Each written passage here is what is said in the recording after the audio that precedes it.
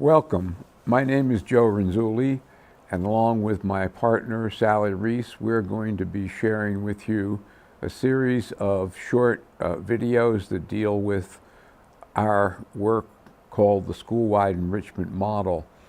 Sally and I and a number of our other colleagues have been working on this for over 40 years, and it is now the most widely used enrichment program in programs for gifted education and talent development around the world.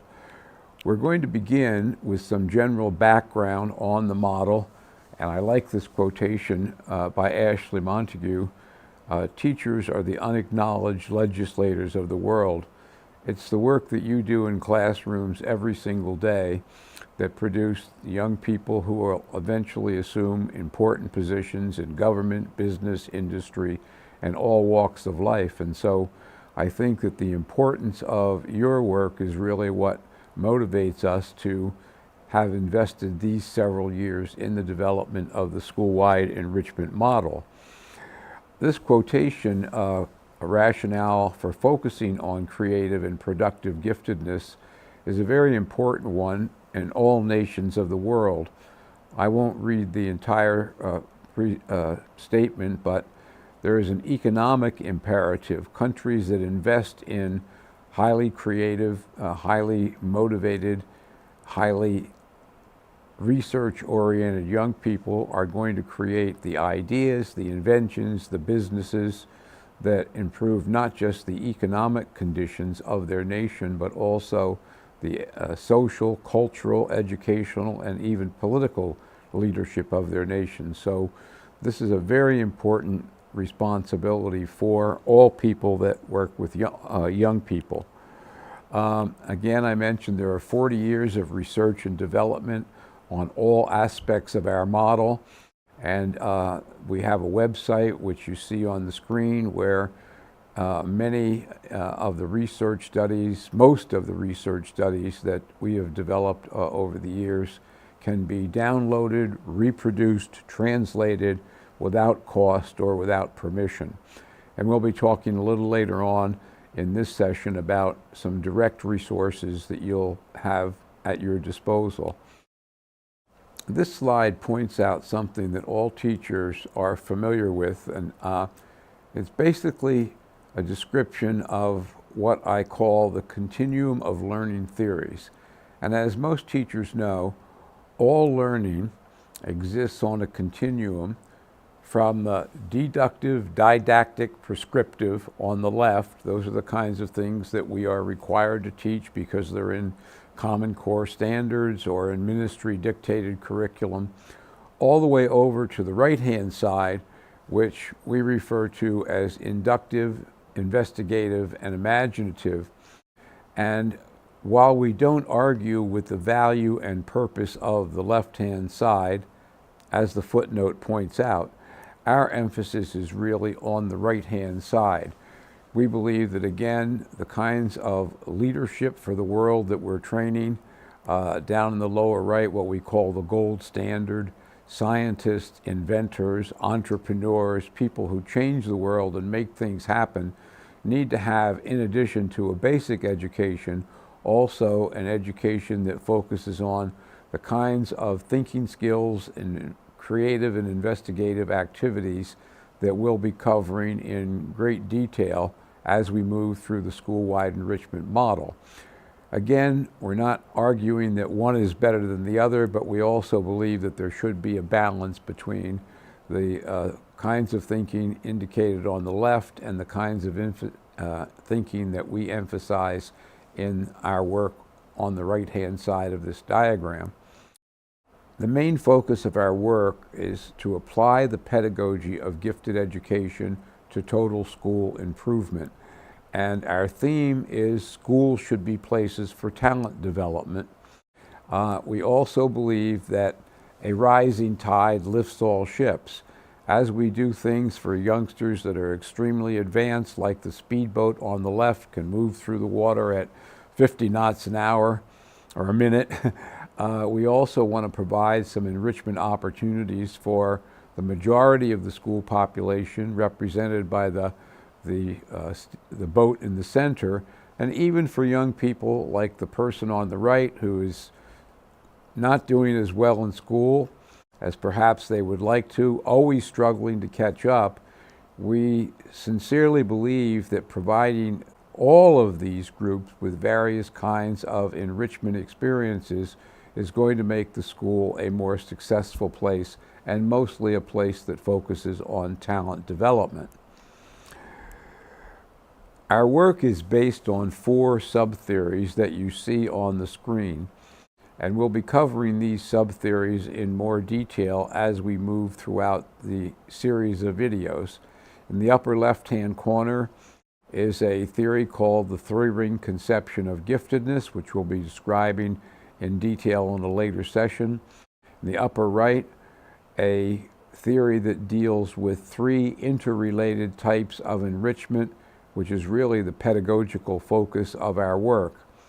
On the lower right is a theory which we call Operation Houndstooth, and just to summarize this very briefly, we try to give young people an opportunity for various first-hand experiences in social and emotional development, and also an orientation toward using their strengths to make the world a better place. The sub-theory on the lower left relates to various kinds of executive functions which are becoming more and more important in today's world. Things like collaboration, cooperation, realistic self-assessment, the ability to work together and effectively with other people. And what we're finding is that higher levels of all fields, government, business, industry, entertainment, these are the kinds of skills that are being valued as much as just the kinds of things that we typically measure when we look at a student's cognitive ability. Our focus today will be really on the 2 major theories, the 3-ring conception of giftedness and the enrichment triad model, although as we provide some examples of student work in later videos, we will allude to Operation Houndstooth and the executive function sub-theory. Here's a very quick look at the Operation Houndstooth. We see the 6 factors that were the result of several years of research as we looked into the kinds of things that relate to skills related to social and emotional development. And here's a quick look at the executive function sub-theory and the kinds of things that we emphasize in providing learning opportunities for young people. What's very interesting about both of these sub-theories is that they're not things that have ever been taught effectively through direct instruction, but rather through being involved in actual experiences where one needs these skills to make a project work, to make something very important happen. The 4 sub-theories underlie what is the focus of our overall model, which is called the school-wide enrichment model. This model consists of 3 service delivery components. The first one being comprehensive strength assessment, and a session on that will be presented later on. The second is curriculum modification or differentiation, and this is achieved through a process that Sally will be talking about, which is called curriculum compacting.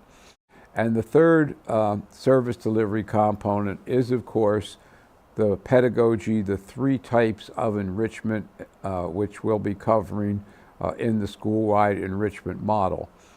Now, these 3 service delivery components are brought to bear on 3 school structures. The first one is the regular curriculum. We want the regular curriculum to be a much more enjoyable and engaging experience for all students, and therefore we've developed some strategies that we'll be talking about later as to how we try to infuse various kinds of enrichment into the regular curriculum. The next one is a component of our model called enrichment clusters, and we'll be having a separate session on that. But basically, these are groups of children, usually across 2 or 3 grade levels, who share a common interest and pursue that interest in an investigative and creatively oriented way. And then the third thing is any other activities that might be organized by the school. These might be after-school programs or Saturday programs or clubs. On the right-hand side of the cube, you see various resources that Sally and I and many of our colleagues have developed over the years to make implementation easier. So, for example, we have lots of curriculum materials. We have developed some procedures for evaluation. So this is an overview of the entire model, and we'll be covering all of these aspects as we move throughout this series of videos.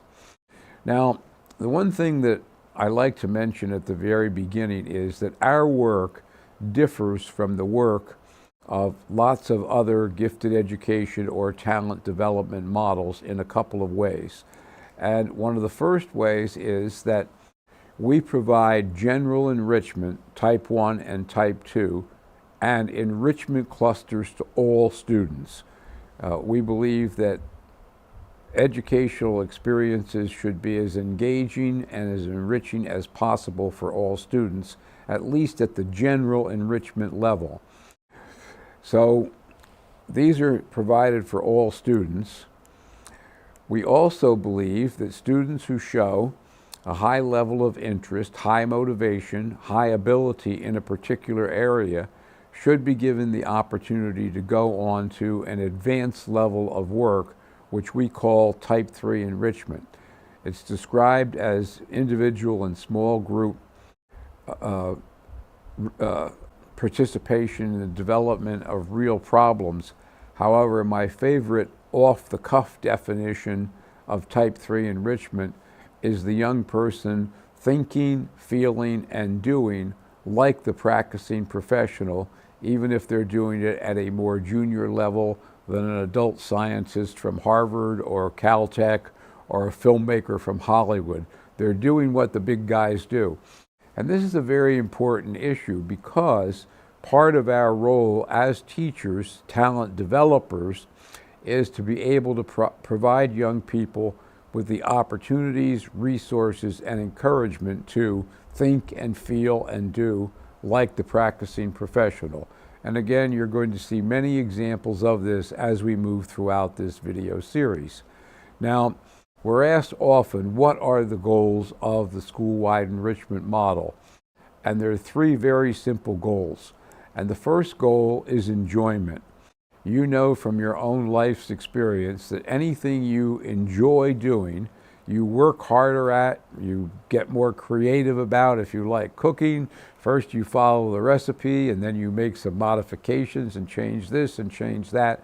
But it's all because you enjoy cooking. Enjoyment leads to engagement. And engagement is very difficult to define, but think of it as falling in love with something. Think of the first time you fell in love with someone or something and how your whole body seemed to change. You were really turned on. You were really excited. And I really believe that engagement is one of the most important things that we can develop in young people. Enjoyment and engagement taken together produce enthusiasm for learning. And one of the things that we found is that in places where we've used the school-wide enrichment model, when children come home from school, they don't say school is boring. They rather start talking about some of the kinds of things, especially the things in enrichment that they've done in the school that day. So this is really the most important goal for us: enjoyment, engagement, and enthusiasm for learning. Here is something very interesting as well.